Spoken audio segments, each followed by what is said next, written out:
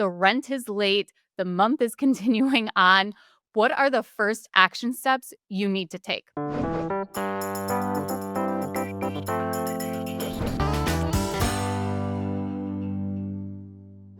Welcome to Be a Better Landlord. I'm Ashley Kerr.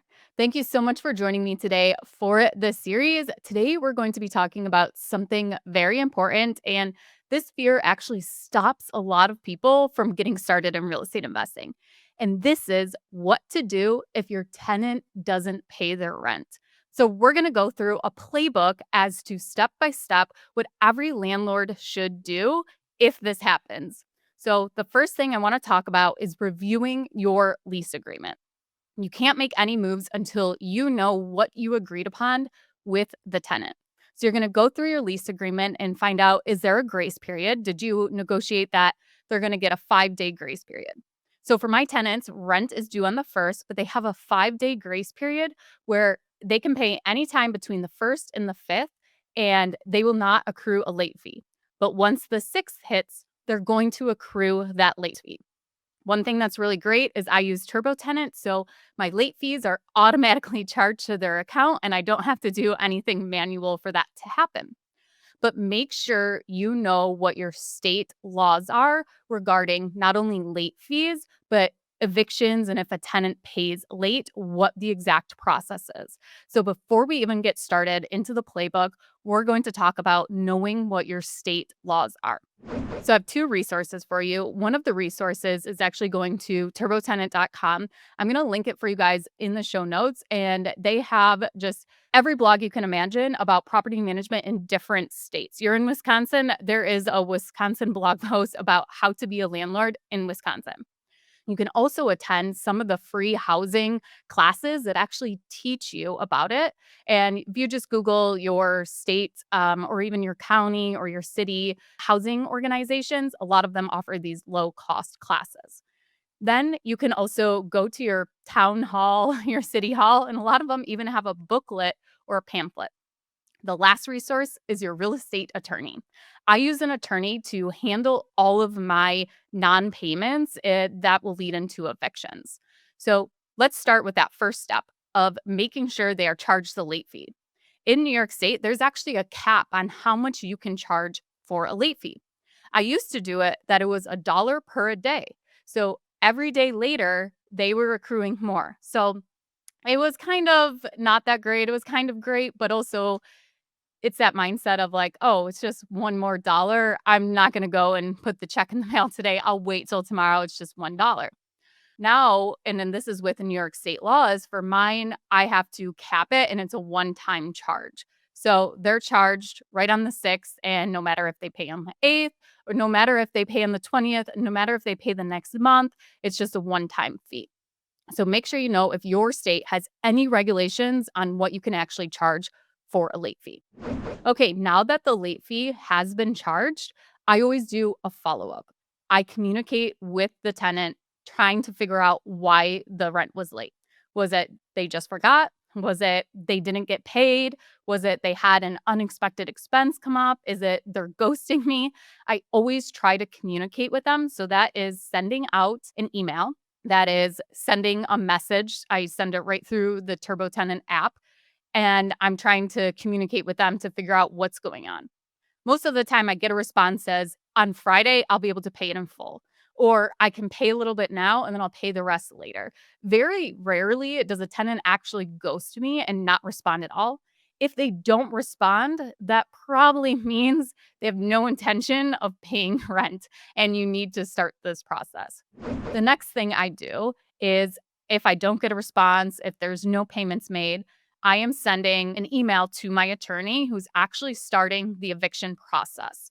So I am starting it with sending him the lease agreement, the tenant ledger, and also their notice that I sent them that saying that they owed X amount in rent and the late fee had been charged.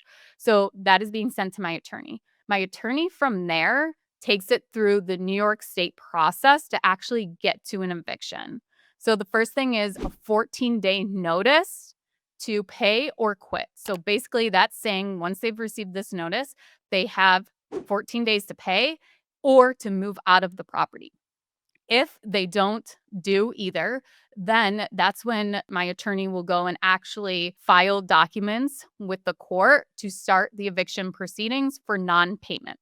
And there's a lot of different things that need to be done during this time. Like there's a timeline of when things have to be served, when things have to be filed. So that's why I let my attorney handle all of that side. But there's still so many actionable things you can do on your end, like constantly communicating with the tenant, trying to figure things out. You can also offer cash for keys. So, this I usually don't do if they've missed 1 month's rent. If they are slowly and slowly getting more and more behind, this is something that you could do if it just adds up to start being a really large balance. Maybe you haven't been keeping an eye on it, and maybe your attorney wouldn't do the eviction. So, I've had my attorney say, no, I'm not taking it to court because they only owe 500. Once it gets to X amount, then it will be worthwhile to take it in front of a judge. A judge is not going to say you're evicted over $500. So this very much, changes by state, by county.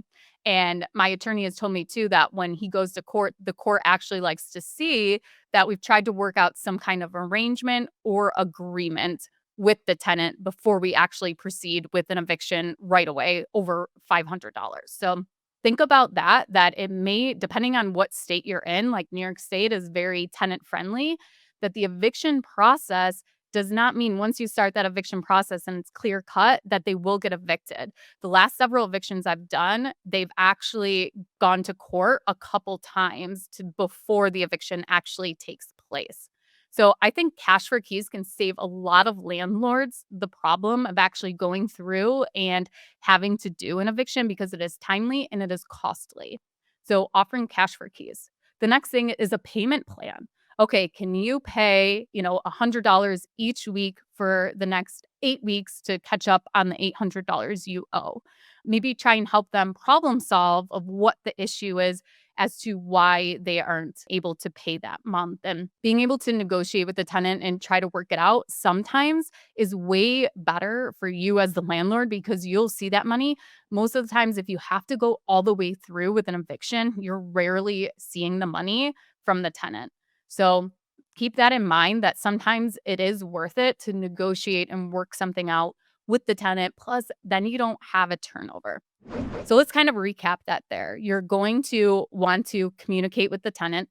You're going to want to make sure you're charging that late fee. You're going to want to contact your attorney and make sure you're clear with your attorney as to what they'll actually handle if a tenant doesn't pay rent.